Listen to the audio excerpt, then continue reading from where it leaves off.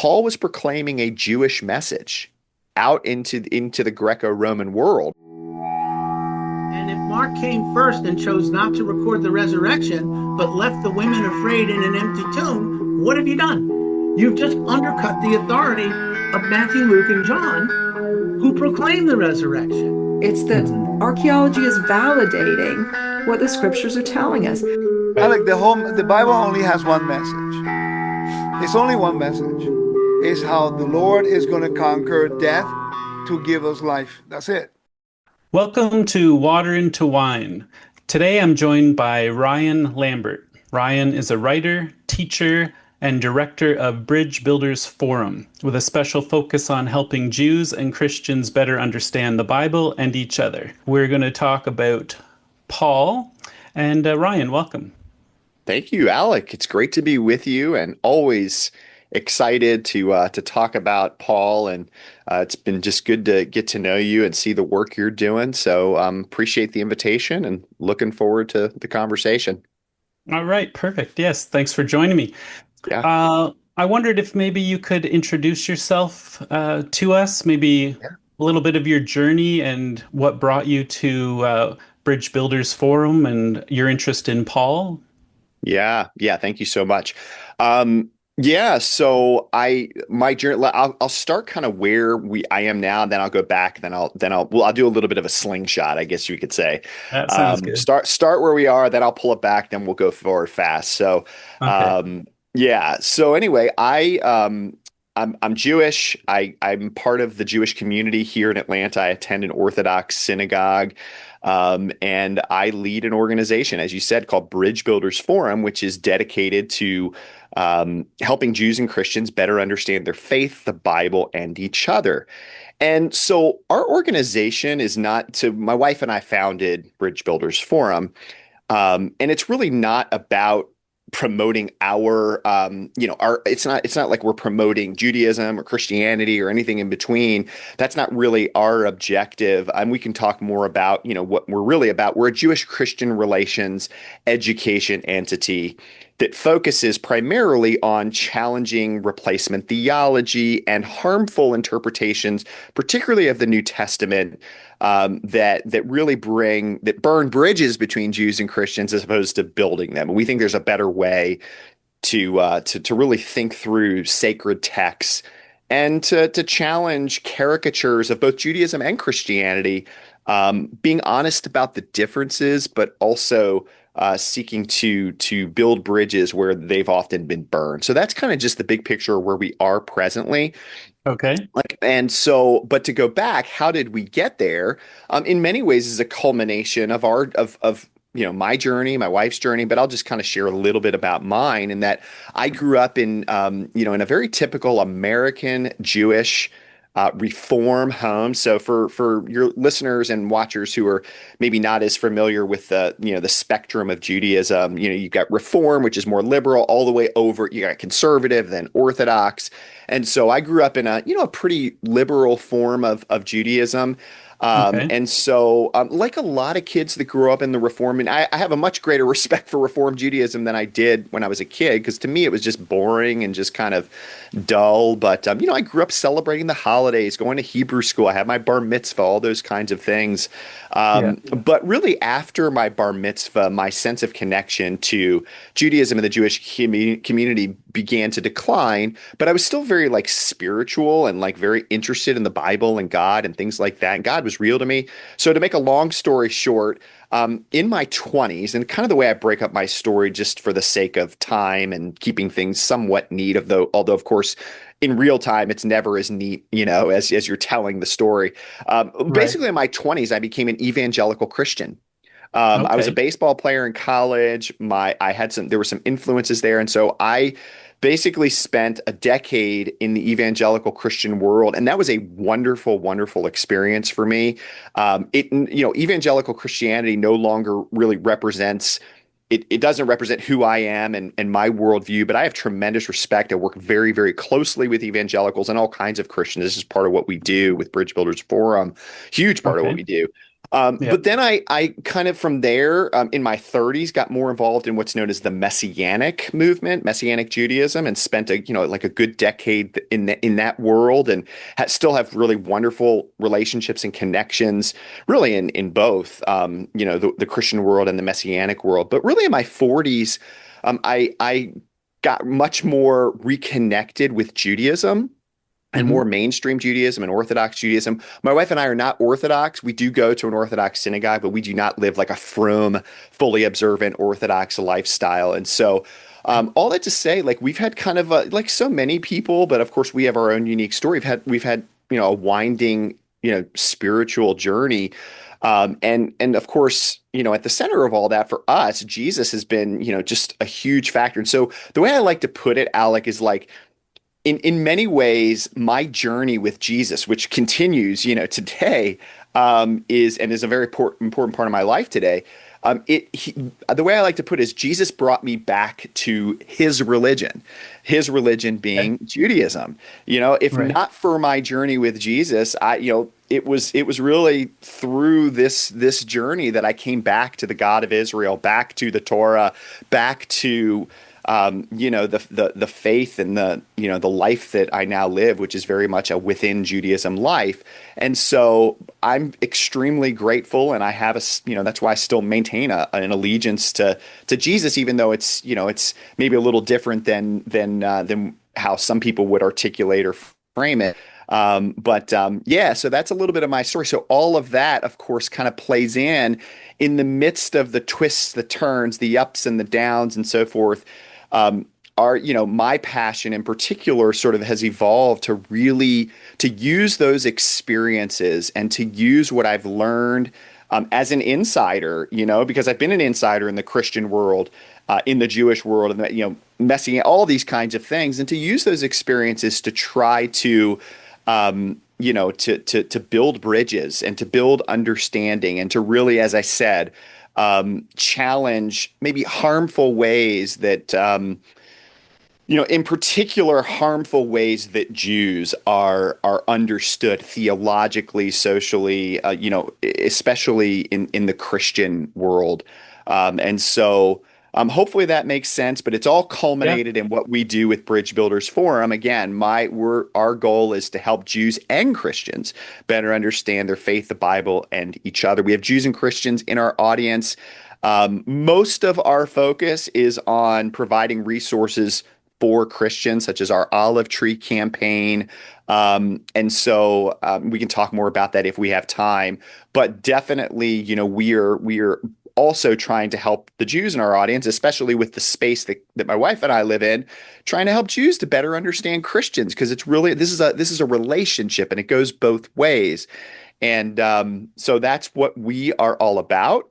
And when it comes to Paul, and then I'll let you jump back in. I know I'm going Sure. here, but when it comes to Paul, I think that Paul is very much at the center of that passion and that mission, because I think that the way that Paul has traditionally been understood by both Jews and Christians, he has really the reception of Paul and the understanding of Paul has been such a way that it's really burnt bridges between Jews and Christians rather than built bridges between Jews and Christians. And I am persuaded that Paul can actually be understood, reframed, rethought in a way that is not only historically and exegetically responsible, and I would say convincing and probable, but also in a way that helps to build a better future between Jews and Christians. So I'm very much an advocate of the Paul within Judaism perspective, and I think that not only again is that a great way and a very convincing way of understanding Paul, but from an implication standpoint, I think it really helps to pave the way for better understanding, relationship, and even kinship between Jews and Christians. So our organization's not all about Paul, but that's just sort of within our particular focus. Paul is a big deal. Okay. Yeah. Nicely put. So a few things there Yeah. um, that you mentioned. So the point that bridges need to be built is so that means that there's been aminos some Yeah, sorry. animosity. Yeah, Animosity I for almost got sure. it. Yeah, you're close. Yeah. Yeah, Yeah. so I'll build a bridge between, yeah, we'll animosity. Yeah. yeah, for sure. So and that goes a long way back, right? Yeah.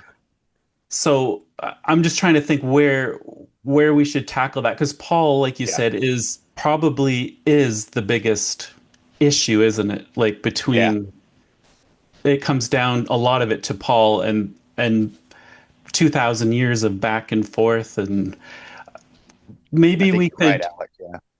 and you mentioned replacement theology and you mentioned Paul within Judaism. So maybe we could define some of these terms, and perhaps Yeah. you could explain what that traditional reading was, and maybe how it's been moving throughout Yeah. modern scholarship, if that makes sense. Yeah, sure. Yeah, and I think you were maybe starting to touch on something that's really important is kind of like how did this all begin? Right? Yeah. How did this animosity begin? How did Paul if Paul if I'm anywhere near, you know, near the mark as far as, you know, trying to understand the real historical Paul, that he was a bridge builder rather than a bridge burner, where did things go awry? Because Paul clearly what has been for most of the last 2000 years since the Jesus movement started and since Paul started, you know, being received and interpreted and so forth, you know, Paul has been, I would say, in many ways weaponized and has been used to drive a wedge between Jews and Christians. And nobody, I mean, there's even, you know, historians and scholars that refer to Paul as the father of Christian anti-Judaism. So, Wow. and the way even Paul is understood in the Jewish world historically, when Jewish interpreters even engage Paul and take the time to do it, which is happening much more in modern times, but historically not so much. Um, you know, the way it's often framed is like, okay, especially in modern, like Jesus was Jesus was okay. Jesus was an observant Jew. Like Jesus was kosher. Jesus maybe, you know, not necessarily Jesus maybe as in the Messiah, but Jesus was okay. Paul Mhm. is the real bad guy because Paul is the one who left the reservation, started a new religion, and you know really provided the ammunition for anti-Jewish ways of understanding Jews and Judaism from Christians. Okay, so that's a very standard Jewish way of understanding Paul, and there's good reasons why Jews see Paul that way. Okay, but back to let's get into the history, and we'll kind of try to move along as far as bring this to where things are today. As you said, in scholarship, Sure. honestly, Alec, I think that this idea of division and problems in the relationship between Jews and Christians goes even all the way back to the New Testament itself. I mean, that's not such a controversial claim because we see, you know, we see some of this happening in the Gospel of John and in Acts and in, you know, in various books. But I mean, I really even think it comes in Romans from the standpoint of I'm persuaded that one of the main reasons that Paul wrote Romans, if not the main reason, arguably, is because he had received a report that the Gentile Christ followers in Rome were beginning to develop an arrogant posture towards the Jewish community that they were still very much connected to at that time. We don't have a parting of the, you know, still in Paul's time, the Jesus movement was still a subgroup within Judaism, and so they were likely still connected to synagogues as well. There were no churches. There was no Christian, not churches in the way we think of them as a separate entity or religion. There Right. certainly was no Christianity. I mean, that would come much later, right? So, Hmm. but I do think that we see even in Romans that Paul is talking And it sort of culminates in Romans 9 through 11, and especially in Romans 11, where he talks about do not be arrogant against the natural branches. And so he's writing to Gentiles to try to compel them to remember their place in the family of God, that they are a single wild olive shoot, as he talks about in Romans 11, and that they have been grafted contrary to nature into this olive tree that Jews are natural to. Again, there's a lot to say about Romans 11 and the olive tree, but Right. my point is that why did Paul have to communicate those ideas? Why does he keep bringing up arrogance? Why is he concerned about the posture of these Gentile Christ followers towards Jews who are not persuaded that Jesus is the Messiah? Well, it's because clearly he had heard, because he hadn't been there yet. He hadn't been to Rome yet. He had Hmm. heard that there was division that was brewing, and that there was some arrogance that was surfacing. And he did not, I think he wrote Romans to try to bridge that gap and to urge the Gentile Christ followers to show mercy and to show kindness, and to remember that just as they have been shown mercy, show mercy towards the Jewish community that is in from Paul's perspective has stumbled in relation to what God is presently doing through Jesus, what we would call the gospel. So all that to say, I understand this sort of division to be coming in very early, and then as we get into the second century, I mean, as early as the second century, we've got church fathers, that are talking, in some very starting to talk in some very negative ways towards Jews and Judaism. We got Marcion, who develops kind of the first New Testament canon that was clearly very trying to sever things with Judaism. But this whole Right. parting of the ways happened. It was very likely a messy process that happened over several hundreds of years. And Yeah. by the time we get to the fourth and fifth centuries, we've got really two different religions that are divorced from each other and in many ways have defined themselves in opposition to each other. I think that in some ways, Alec, and again, I am going to get it to where we are with modern scholarship and all this. Yeah. Um, Yeah. There's a big backstory, and that's yeah, good to there's a get big into. Yeah. backstory, and you kind of got to think, well, like, how did we get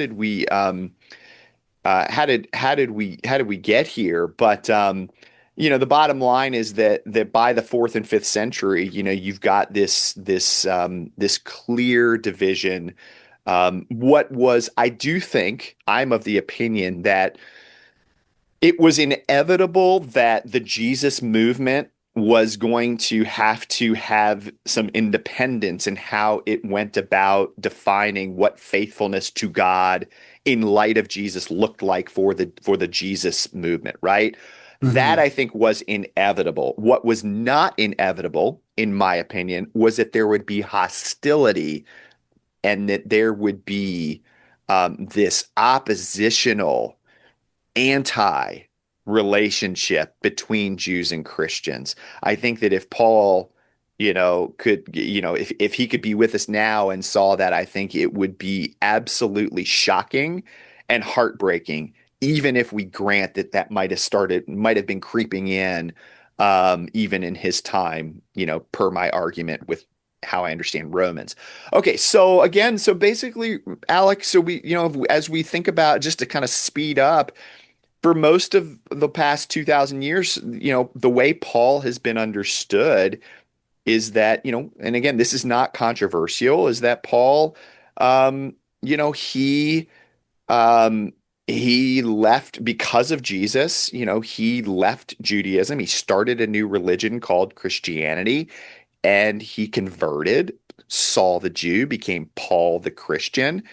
And basically, Paul saw in Jesus um, sort of a solution to what he thought was everything wrong about Judaism. Judaism's legalistic, Judaism's empty, Judaism is this hopeless systems of works righteousness. And thank God he sent Jesus to deliver everyone from this oppressive Torah, law, and way of understanding what a relationship with God looks like. That's the sort of the standard common way of understanding Paul, and in many Hmm. ways, the gospel and the Christian message. That is what we would also call when we kind of dial in on Paul, that would be sort of like the old perspective on Paul or the traditional Okay. perspective on Paul. Okay. So Paul starts a new religion because Judaism thinks you have to earn your way to heaven through works righteousness, and Paul says no, it's by grace through faith in Jesus, and that is Paul's genius, right? So basically, and again, I'm going to kind of just make this quick because I know you Sure. got other things you want to talk about here in this conversation, but things started to change even before the 1960s with the emergence of what's called the new perspective on Paul. Okay. You had some people, you had like Krister Stendahl, W.D. Davies, and some other sort of early voices, and even some voices on the Jewish side that were like, I'm not sure we got Paul right. I'm not sure that Paul was as anti-Torah and anti-Judaism as he's sometimes made out to be. And so what the new perspective on Paul did, is sort of the watershed was E.P. Sanders' book, Paul of Palestinian Judaism, which Okay. which basically it was this watershed book that came out in 1970, like late 70s, I think. I should know that Okay. off the top of my head, but anyway. And basically he said, listen, Paul was very much this old perspective that Paul was against works righteousness and works-based salvation. It's a real problem because that's just never what Jews have believed. So that couldn't have been what Paul was against, because we basically got no sources that support that was a Jewish idea. So Paul must have been against something else, and there's a different way to understand the Judaism of the Second Temple period, and thus what Paul was actually opposed to. So the new perspective, honestly, Alec, it didn't really give us. Well, let me say a little bit more about the new perspective.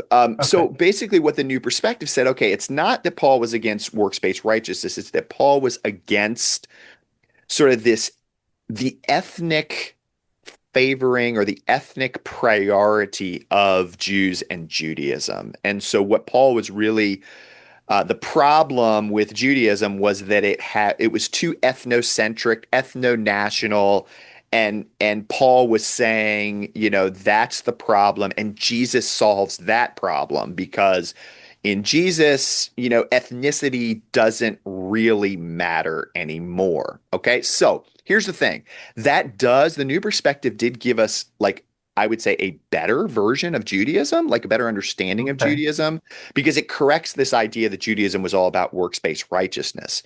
Okay. But what it doesn't do is it still pits Paul against Judaism, because Right. at the end of the day, the new perspective is saying Paul is like basically the new perspective. And again, please know, and I know you know this, but I want to make sure for our listeners and viewers that they're not everybody in the old perspective, new perspective, Paul within Judaism. There's nuances, and it's not necessarily a monolithic. I'm just kind of giving you some big categorical things. But Right. basically, the new perspective says, yeah, we've been wrong about the Judaism at that time, so we've misunderstood Paul. Paul was against things like, circumcision and, keeping kosher, because those things created this. Jews understood as like this ethnic separation from them and Gentiles, and Christ sort of does away with that. Kind of in the famous articulation of N.T. Wright, he says what matters is grace, not race. So racial distinctions don't really matter anymore, Okay. from a new perspective standpoint. Now, where it gets a little confusing, Alec, is that there's often in the new perspective articulation, and you see this a lot in the writings of N.T. Wright, that there's a bit of a dissonance in that it's not uncommon for like somebody like Wright to say, listen, Paul was still a faithful Jew. He was still a Jew. He didn't do away with Jewishness. It was still clearly important to him. But at the same time, Wright will say, yet Paul no longer attached significance to things like circumcision, holy days, Shabbat, keeping kosher. So the way I like to it's a serious matter, but I kind of joke about Yeah. it. I give an analogy in my book, The Weird Apostle. It's kind of like saying, I love it's I give a little tribute to my mom because my mom of blessed memory was a big Beatles fan, and it would be like my mom saying, "I love the Beatles, love them," which she did, but I just don't like Paul McCartney, and I don't like John Lennon either, and I don't like Ringo Starr. But the Beatles are Yeah. great, right? And Yeah. so all you got left is what George Harrison, right? Well, it's not the Beatles anymore. You take away Paul and John especially, and even Ringo. Yeah. I mean, it's not the Beatles anymore. Yeah. It's nonsense. It's gibberish. It doesn't. It's dissonant. And that's kind of like if you're saying, well, Jewishness, hey, for Paul, Jewishness really still mattered to him, but then you also say these ethnic identifiers that God instituted, such as circumcision and and all these things that I've mentioned, these Torah commandments, those things are no longer operative or valid for those in Christ. Well, then you've kind of like if that's what Paul was promoting, which is what the New Perspective essentially says, Hmm. then you do have a Paul who has left Judaism. Because what's left? It's just Christianity. There's Torah left, and if there's no Torah left, there's no Judaism. So that's the New Perspective, and then now bring us up to the Paul within Judaism. Paul within Judaism says, wait a second. The New Perspective moved us forward, but it's still there's still a fundamental flaw. Paul absolutely was for circumcision. He was a Torah observant Jew until the day he died. He thought other Jews should be Torah observant. He even thought Gentiles should have a relationship with the Torah in a sense while remaining Gentiles Gentiles in Christ. So Paul wasn't against Torah, Judaism, or ethnic distinction. He was very much for it because it represents the diversity of God's kingdom. But what Paul was against, generally speaking, the Paul within Judaism camp would say is Paul was against the idea that Gentiles had to become Jews, had to undergo circumcision to become members in equal standing within the body of Christ. Okay, so that in many ways is kind of like the big issue. Paul was very much for circumcision, and he was for circumcision for Jews, but he was against circumcision for in Christ Gentiles because that would undermine the reality that Christ brought them into the family of God through just them being attached to Christ and the new life that Gentiles have in him. So Right. yeah, so of course there's so much. That's a very simplified sort Hmm. of crash course in maybe Yeah. and of course others would maybe put emphasis in a little bit different places, but hopefully that gives us a little bit of a start to Yeah. Dar. Yeah, that definitely gives us a good overview of the picture there. It's a lot of ground to Yeah, cover. it's a lot. Yeah, And what I find pretty fascinating, like it's complex, right? Like and any attempt to try to kind of sum it up in a couple minutes is going to be challenging, right? yeah, Um, it is. but what's fascinating too, so if we go back to the time of Paul, um, and the traditional view that he's founding Christianity basically. Yeah, But what's challenging, there's a couple things there. Like, what's the basis for that? Because if he looks at his own scriptures, like in Deuteronomy, like that would be a false prophet if he's going to get rid of Torah and all that. So yeah, kind of it's a bit of a situation, right? So, and then there's the other aspect of the nations, the Gentiles coming into to worship of the God of Israel. Like that's fascinating. Like how does that happen? Like, right? Because I think yeah, it's so hard for us to see from this point of view 2000 years later, but in those times, so everyone had their own nationality, their national gods and such. and to hear about the Jewish Messiah and be and I want to jump on board and worship the God of Israel. Like that's pretty huge, I think. Like I think it's maybe it's lost on us at this point that because we think of God as like God of all, which he is, but in those days they were very tribal, I guess, what you would say, or very nationalistic, and it was a whole different context to everything, wasn't there? Yeah. Oh, such an important point that you're making here in that, it was part of the reason I called the title The Weird Apostle is it's got multiple layers. It's a bit of an ironic twist, but it's trying to get people to think that Paul's world, what was normal to Paul is weird to us, and we have to defamiliarize ourselves. And really, if we want to understand Paul better, we have to go back into his world, both his Jewish and Greco-Roman world, and even seeing how those worlds overlapped.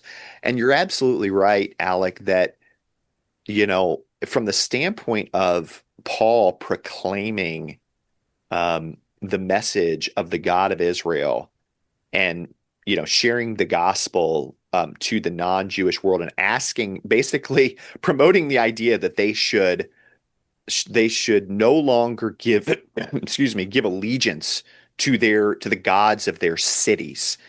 They should no longer give, and the gods, the way Paula Fredrickson puts it, the ancient world was a God congested world. The gods were, there was no religion in the sense of a separate category. The gods were wrapped into every aspect of society, family, and all these kinds of things. And so for Paul to essentially promote the idea that it's now time for Gentiles to turn away from their gods and give singular allegiance to the Jewish God, the God of Israel, while remaining non-Jews, while remaining as Gentiles. I mean, that was a radical message, and it was a dangerous message, Alec. It was a Hmm. dangerous message because it was a destabilizing message on both the Jewish and Gentile side. In the ancient world, the way you kept your city safe from the outlook and mindset of the Greco-Roman, world, and the way all peoples look at it, the way you kept your city safe was to keep the gods happy. Happy gods equals safe cities. But if people who are responsible for giving obeisance and loyalty to the gods of their cities or their region, if they're not, all of a sudden they're not doing their part, who are you going to blame? You're going to blame them. So these Gentile Christ followers that were followers of Paul, they were in a really difficult position because, when things would go sideways, who are you going to blame? Well, you're going to blame the people that are no longer giving proper respect, regard, and worship to the gods. And this is also very, very important, is that at the end of the day, beginning and end of the day, Paul was proclaiming a Jewish message out into the Greco-Roman world. And so, also not only, if there's famine, if there's problems, if there's bad things that happen in a city, because you're going to blame the people that are no longer, that now they're worshiping the Jewish God and this Christos, this dead Judean martyr. You're not only going to blame them, but you're going to know what's the root of this. Oh, so we've got a Jewish message over here that is turning people away, that is destabilizing the status quo and really the security of a city. Who are you going to blame? Well, you're going to blame they didn't Paul was a Jewish teacher, so it's going to come Hmm. back on the Jewish community. And so Jews were uneasy about this because, if you're a Jew who's not persuaded like Paul, but that Paul is proclaiming a Jewish message for Gentiles to no longer worship their gods, it's going to make the Jewish community uneasy. It's like, whoa, whoa, whoa. Hmm. we, we don't we're just trying to keep things calm here in Thessalonica. We don't want, we're not trying, and so anyway, I hope that makes sense, but Yeah. this was a very destabilizing message that Paul was proclaiming, and it's remarkable that it had the success that it did, but obviously the world was radically changed by this message. Yeah, for sure. Yeah, and yeah, like I said, it's fascinating to think about how that happened, how Yeah, the God of Israel, like he said he would, and the prophets would do that, would become the God of the yeah, nations, right? yeah. It's amazing. Yeah, and Paul builds, I mean, a lot of Paul reinforces his, even though he's writing to non-Jews, primarily, my opinion is he's writing, his he's talking about in his letters, he's talking about Jewish stuff, and he does, especially in Romans 9 through 11, he's talking about Israel and Jews, but he's directing his correspondence to Gentile in Christ Gentile communities.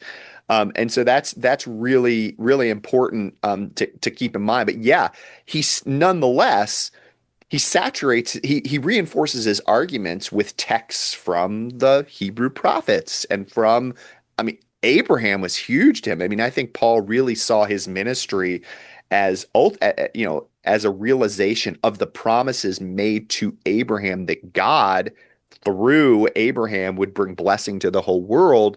And we see that a lot in Romans and Galatians. So yeah, just to underscore your point. hmm Yeah, very fascinating. Hmm. So, so that's our original context where it started, and then strangely enough, it what grew was Christianity grew out of that, that became largely more Gentile than Yeah. Jewish, and to the point where I think it tips obviously so much that it became a Gentile religion, if that's fair to say. Yeah. And Yeah. then that, like you kind of outlined earlier, that kind of back and forth and that separation. Also, how much do you think tensions like within Rome furthered that separation? Was it advantageous to be Jewish or to not, with the Jewish revolts? And do you think that that further wedged, like maybe we don't want to associate anymore? Yeah. No, I think you're absolutely right. I think that's a factor in the equation. Um, it's I do think yeah, there's complexity here, and there's different opinions among scholars and historians, because on the one hand, our sources do indicate that the Greco-Roman world, and let's just say Rome, the empire, was, you know, in many ways favorable toward, or at least tolerant. Maybe favorable is probably too strong, but at least tolerant. Like Jews were able to, have synagogues and not have to give obeisance to the gods and so forth legally, right? And so there was, in many ways, that's why you have, a lot of Jewish communities that were thriving outside of Israel in cities like Alexandria and in Rome and in, Athens and all these major cities and some smaller cities too. I mean, we even see there's, it was probably a really small community, but even in a city like Philippi, there were some Jews there. And so the point is that there was the ability for Jews to there was a respect, because Judaism was an ancient religion and so forth, or at least the Jewish way of life. But at the same time, yeah, I think that there's evidence that as the decades and generations went on, there would have been arguably some motivation for Christians to distance themselves from the Jewish community, because of, you've got what happened with the destruction of the temple in 70, and then further rebellions, and just there were some, definitely Rome, had some negativity towards Jews as time went on, to put it mildly. So it was complicated. It's a complicated history, but what clearly did happen is that, as once we get into, the second and third and fourth generations of the Jesus movement, it's becoming, the division between Jews and Gentiles. The ecclesia, the church, is becoming increasingly Gentile, and things are changing, and there's a lot of factors that that played into that.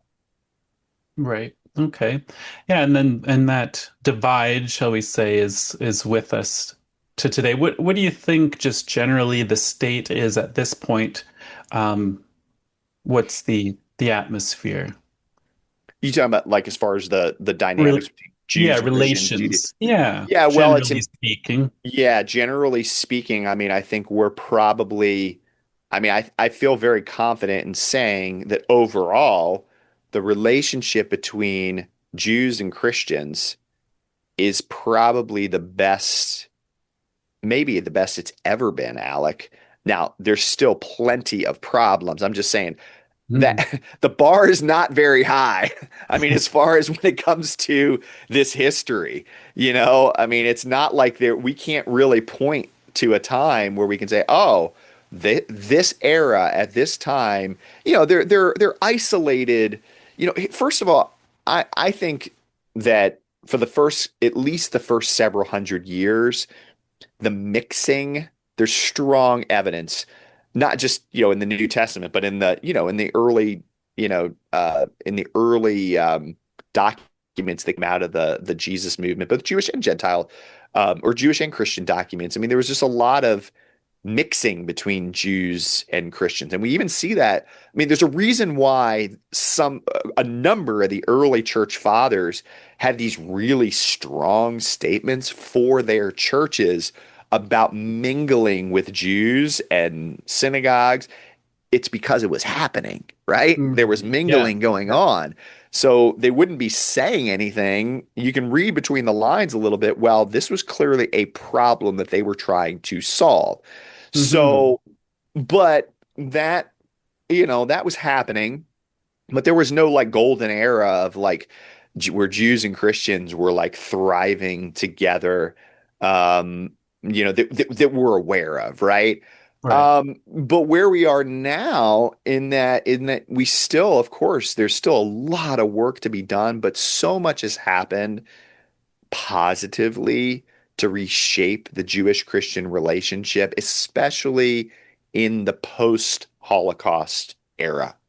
That was really the watershed, that caused a lot of Christians to rethink the relationship, the theology, the way that the Bible is understood, and that has that gave birth to you know lots of different initiatives and documents and statements and efforts. One, of Hmm. course, a well-known one is Vatican II. Out of that came the document Nostra Aetate from the Catholic Church, which essentially was the first big step that the Catholic Church took to try to bring repair theologically and relationally, and so between Jews and Christians, and Hmm. so and then now we've got entities and organizations like Bridge Builders Forum that are trying to Yeah. promote Jewish Christian relations, and you've got organizations on the Jewish side and on the Christian side that are singularly dedicated to promoting this relationship, and everybody's kind of got their different angle and emphasis. And so that's really, really good. But again, there's still a lot of work to be done, in I would say on both sides. But like as far as on the Christian side, there's still a lot of replacement theology that is in the church, and in Christian theology and teaching. A lot of it is just assumed or inherited. A lot of people aren't even aware that there's, of a lot of anti-Jewish stereotypes that are still present, in Hmm. church thinking. But again, thank God that there are many Christians that are working on this and are dedicated to this, and many, a growing number of Jews who are saying, "Hey, we want to work on this with you." So, as we say, Baruch Hashem, Yeah. bless the name that's happening in our time. Yeah, for sure. And yeah, it is. it's hard when you have a tradition, especially for thousands or hundreds of years, and then Yeah, you're reading the scripture through that lens, and you're not realizing that it's even there, right? So, right. and and then to challenge that. So I guess that's what's good is a challenge, because then when you look at it again and wait a minute, like could this Yeah. be read another way? Yeah, and I think a lot I try to use the term alternative. Like there's an alternative way. There's another way this could be read. There's another way this term or this verse or this text or this concept could be understood that is a real possibility. And let's think of what the implications, if we read the text that way, what those would be.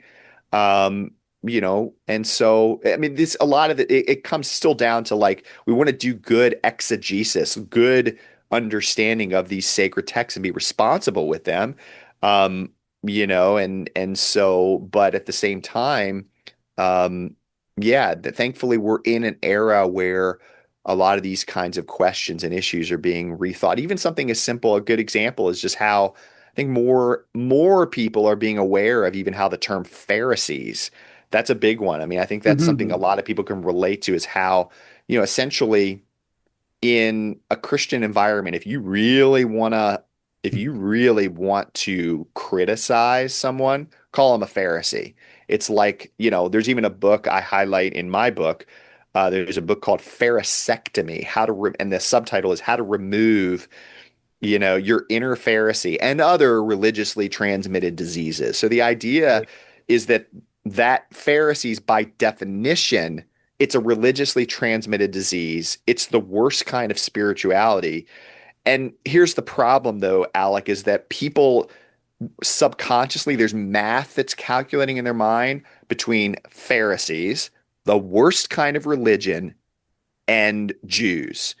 And people don't tend to be as nuanced. They see Jews and they sometimes subconsciously think, oh, these are like modern day Pharisees, and that is the way these things have proceeded. So if Pharisees are the worst kind of religion, and these people are kind of the modern inheritors or the have a genealogical connection Hmm. religiously, spiritually, physically to that group, well, Yeah. then maybe we're not spiritual brothers and sisters. Maybe they really are the synagogue of Satan. Maybe they really are the worst kind of religion that's out. So it's easy when those kinds Right. of stereotypes and caricatures are Yeah. there, to demonize another group. And when you demonize them, then you're only Mhm. one step away from harm and violence. Right. So that's where this is important. Now to be clear, and again, we can move on from the Pharisees, but it's Hmm. a vivid example that I think a lot of people can relate to.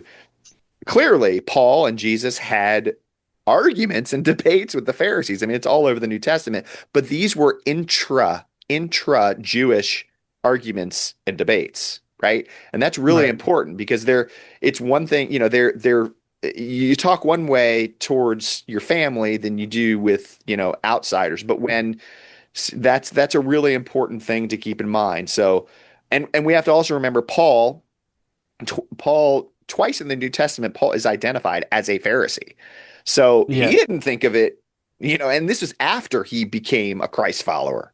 Yeah. Okay. Yeah. He says I am a Pharisee I on am a some, right? Pharisee in Yeah. He Acts didn't say I 23. was a Pharisee. Yeah. Right. And he uses that. He also brings it up in Philippians 3 when he's listing his credentials that he expects it to have some impact with his audience, and it's a positive impact. So the point is that um, we can be very honest about the differences that Jesus and Paul had with some Pharisees, but to Hmm. characterize the Pharisees as religious hypocrites, or as the worst kind of religious expression, it's not only historically problematic, it can and has been harmful to real Jews and Judaism. And it also creates an unnecessary wedge between Jews and Christians. So there's lots of problems there, you know? Hmm. Yeah. And I've wondered with Paul being a Pharisee, and their belief, from what I understand, in resurrection and the prophets, that Yeah. didn't actually aid him in his call when he started to follow Yeshua, Jesus, that because of that background of their belief in resurrection and the prophets, I could be off, but I feel like there was something in what his framework already that he realized, okay, this is it. This is the Messiah. Alec, you have just hit on a point that is incredibly important. I have a whole chapter dedicated to this in my book. I think it's chapter 2, um, in the book, where I talk about how I kind of make the case that we would not know who Paul is if not for the fact that he was a Pharisee and that he saw the world both before and after his encounter with Jesus on the Damascus Road. He continued to identify as a Pharisee and to think like a Pharisee and to solve problems like a Pharisee. And everything you just said is is corroborates with the sources that we have about Pharisees. And again, there's a misconception that we've got all these sources, tons of sources about, Pharisees and what they believed and this and that. And sometimes people can maybe overcook what we really know about the Pharisees, but we do know some things about the Pharisees. Interestingly enough, the only Pharisee who's firsthand writing that we have is the Mm. Apostle Paul. He's the only Pharisee. Josephus, there's some debate about whether Josephus may have been a Pharisee, but there's Mhm. some it's a little gray as far as whether he was or wasn't. Paul, but is clearly identifies as a Pharisee. Right. And so, but the point is that yes, we can be confident the Pharisees believed in resurrection. They believed in the afterlife. They believed in very important. They were a Jewish group that believed in the authority of the Hebrew prophets. So Hmm. Paul, so much of the way he saw the world was through the lens of prophets like Isaiah, in particular, but others as well, because he quotes them like crazy in his letters, right? And so the Yeah. point is that and not just that, the Pharisees were also known as they had a very high standard of observance, but they were also very good and known for coming up with creative solutions, like solving halakhic or legal problems and being practical and how do we observe, this given commandment. And we see again they were creative, and it's interesting in the Dead Sea Scrolls. There's a reference to, we think the Dead Sea Scrolls is being critical of the Pharisees when they call the Pharisees seeker of smooth things or Hmm. seeker of smooth interpretations. In other words, it's like you can even see in that criticism that at least from the perspective of the Dead Sea Scrolls, Pharisees were like, they were creative in how they would try to come up with solutions based on the text. And we Hmm. see that in Paul from the standpoint of Paul was seeking to apply the principles and the mitzvot, the commandments of the Torah, for a non-Jewish audience. And he was seeking to in many ways, Paul was a teacher of Torah for Gentiles. And so he was very clear, look, I'm not trying to turn you into Jews. I don't want you to get circumcised and become Jews, but I do want you to order your life according to God's commandments that are appropriate for you as non-Jews. And that was something that required innovation, and it was something that required creativity and certainly a sensitivity to, I mean, there's a whole spiritual side to that as well, but it was Paul's Pharisaic background, or I would say not, we have to be careful when we say background because it sounds like, he was that Hmm. he, that's what he used to be, right? And that's the way it's Right. typically framed. Paul used to be a Pharisee, but then he Right. converted and he became a Christian, right? I think that Hmm. that's a problematic, that's an problematic way of seeing Paul. I think he was a Pharisee till the day he died, and it was Hmm. that operating system that really positioned him well for his role as apostle and teacher of Torah to the Gentiles. Hmm. It's so as opposed to a 180 and a conversion to a religion that didn't exist at the time, Right. it's more likely that he saw himself and the world in a different phase, perhaps, or what was happening. He saw in the prophets, Big, he was seeing something coming about with the Messiah showing up, and you spoke a bit about that, I think, in yeah. his use of Isaiah quite a Okay. bit. So And Alec, you bring up a really good point here, and that is and when we're talking about um, understanding and framing Paul, and that is Paul's sense of time. Paul, and that's just such a big factor. Paul was, I think, persuaded. He was persuaded that with the death and resurrection of Jesus, that the end times that the prophets spoke of, in Hebrew we call it acharit hayamim, the end of days, that in some sense that end times clock had started, right? And so I think it's very, very important when we think about Paul to think of him in terms of, some of the big fancy fun words to say, or he was apocalyptic, or he was Mhm. eschatological. He was very much, all these terms refer to, the ushering in of an era or an age that has to do with the fulfillment of prophetic promises that are again rooted in the Hebrew scriptures, right? And Mhm. so Paul, um, unlike most other Jews, which again, here's the rub with Paul, and unlike most other Jews, Paul was persuaded that that time had started. So Paul's watch read differently than other Jews because I think in a lot of ways, Alec, there are other Jews in his time, especially his fellow Pharisees, who would sympathize with a lot of his ideals as a Christ follower. Yeah, Paul, look, a day's going to come when the Gentiles will turn from their idols, they'll turn from their gods, and they'll worship the God of Israel alone. Yes, a day is going to come when they're going to, grab the garment of a Jew and say, "Let us go with you. We've heard God is with you." Yes, there's a day they're going to ascend to Jerusalem to learn Torah, whatever that looks like. But Paul, that time is not here yet. Look around, okay? It's not that time yet. And of course, I'm projecting, a conversation here. Yeah. We don't know if Yes. that, but I do think that represents a sort of a very possible way that other Jews would have understood Paul. But Paul was convinced, it's God's watch, God's end times watch is not just moving, it's moving fast. And the time is short, and Jesus is coming back soon. And so we need to get this message out. And I want my fellow Jews to join me in that. And we need to get this out because Jesus is coming back fast. And this thing is, so don't get married. If you're married, stay married. If you're, that kind of a thing. We see this kind of stuff, so I think this is a very important layer.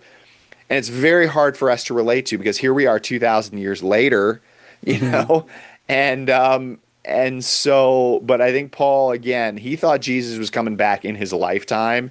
At least that's how I read Paul. But obviously that didn't happen. But and of course we could go down that whole trail of how do we make sense of that. But my larger point is remember a very important layer as we're reading Paul's letters is to remember just his fast moving end times watch. Right. Yeah, for sure. That's definitely an important piece of it. There's so much context to all of this, that Yeah. nuances that we can dig into and go to. Um, yeah, so and you've mentioned your book. I've read your book, The Word Apostle. I quite enjoyed that quite a Oh, bit. thank you. Very insightful. Is there anything else in there that you think would help our conversation that I missed that I should have asked you perhaps or Oh, Yeah, that's a good question. No, I mean your questions have been so good. And I think we've touched on a lot of the big themes. Yeah, I I think think one so. of the things that maybe we didn't talk as that I talk about at the towards the end of the book is Paul's rule in all the churches. I think that's a sort of Okay, yeah. one of the most under, let's just say, emphasized components of Yeah, I think Paul. yeah, I remember Yeah, it reading that and I did, you caught me because I was like, wait, what is Paul's rule? So well, yeah, if you wanted to get into that. I'm gonna guess that for our listeners and those who are viewing, that when if just having a little fun here, what do you think um, Paul's rule is? What was Paul's rule? And if unless you have an incredibly, and I'm sure you do have an astute audience, but even some, I talk about in the book how just to have a little fun and maybe internally just being a little annoying, I would just sometimes like ask pastors or people who really know Bible people, hey, what do you think?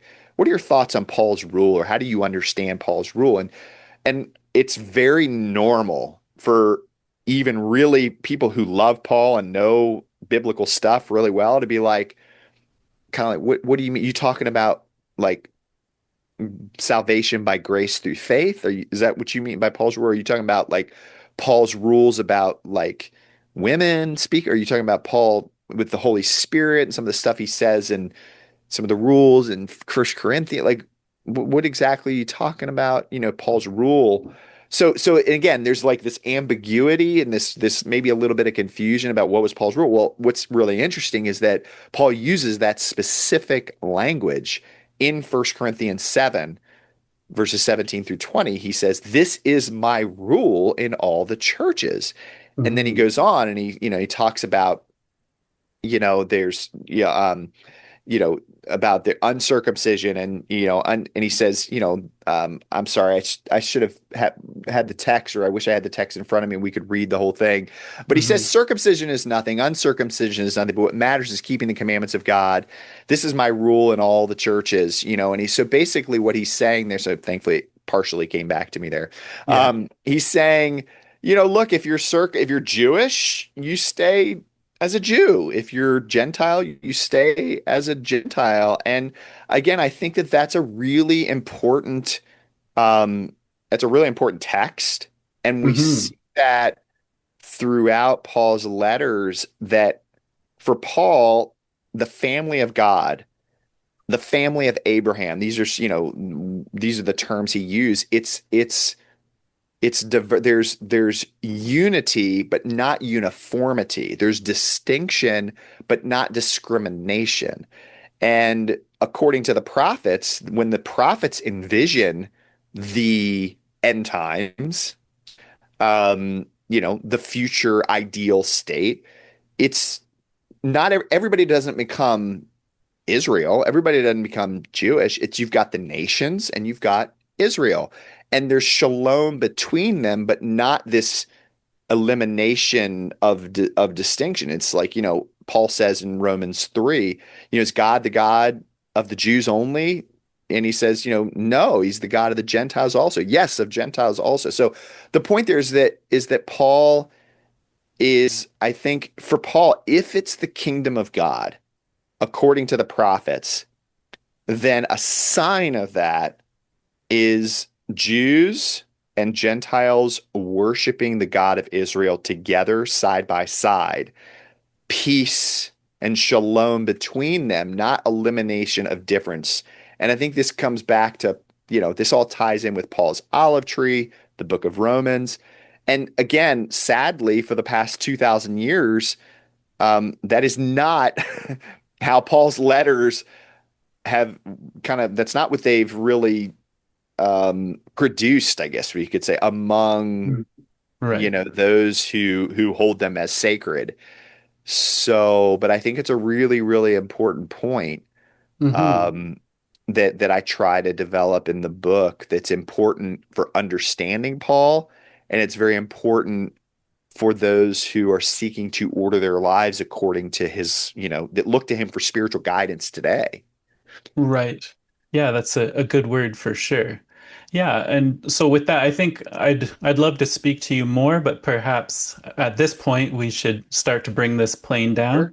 Yeah. Um, perhaps if there's some things you're working on, you'd like to direct some people to. We've mentioned your book, or what kind of Yeah. links you want me to get in the description, your book, your website, and what you're working on. Yeah. Thank Wanted you, to, Alec. yeah, let us know.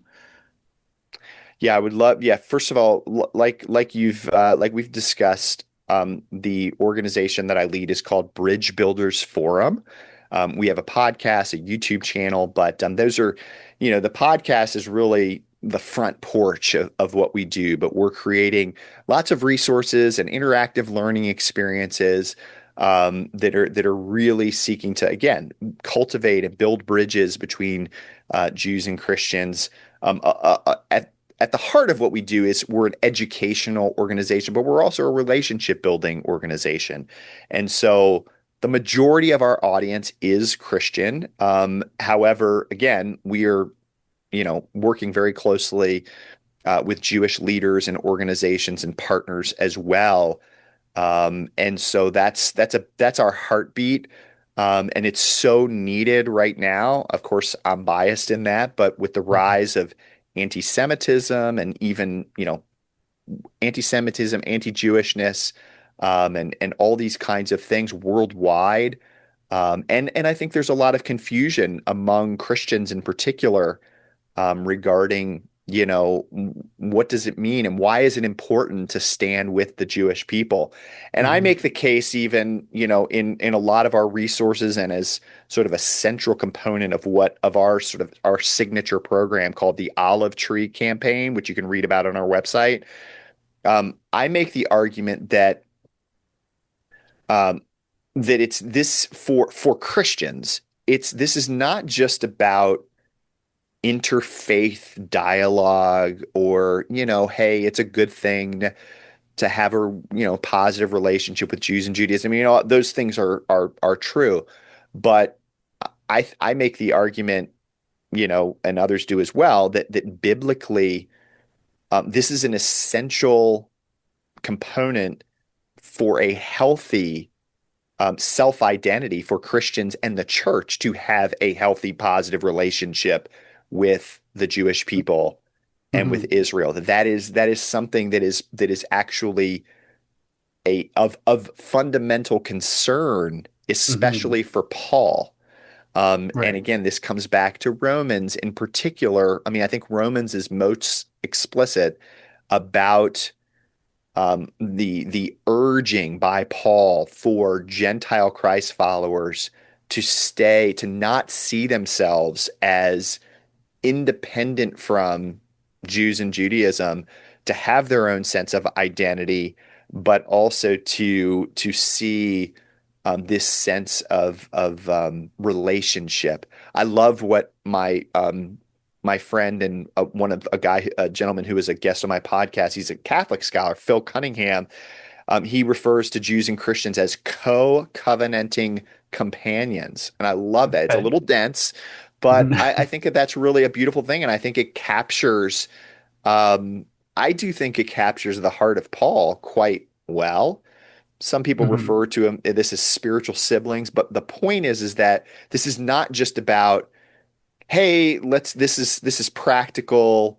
We need to work together. That's true too, but I think it's really an essential part of the self-identity of the church. And that's why I would even argue, Alec, that even for Christians who don't know any Jewish people, if anti-Jewishness, anti-Semitism, anti-Torah-ness, to make up a word, any of that is Mhm. present in their understanding, expression, or so forth, even if they don't personally know Jews and Judaism, I would argue that it is hurting the self-identity and understanding and vitality of that Christian or entity in some way, right? Right. So Yeah. that's why this is really important. So all that to say, and just to plug our Olive Tree campaign, We Okay. designed the Olive Tree campaign specifically for the Christians in our audience, which we launched at the beginning of 2026, and it's got, it's going to eventually going to have a course, but it's built around these 10 affirmations, and I would definitely encourage folks to check that out on our website, and the 10 Olive Tree affirmations, which seek to provide clarity and a language for what does it mean for a Christian to stand against anti-Semitism and with the Jewish people in a healthy biblical way. So thanks for letting me talk about all of that, but I'll stop it at that Yeah, point. yeah, perfect. Thank you very much. I'll get some links there and direct people to your work and they can sign up for that. And yeah, just thank you for your time and the work you're doing for the kingdom. Thank you, Alec. Yeah, and same to you. Thanks so much for the great questions and all that you're doing. And yeah, just enjoyed the conversation. Yeah. Have a good day. Thanks.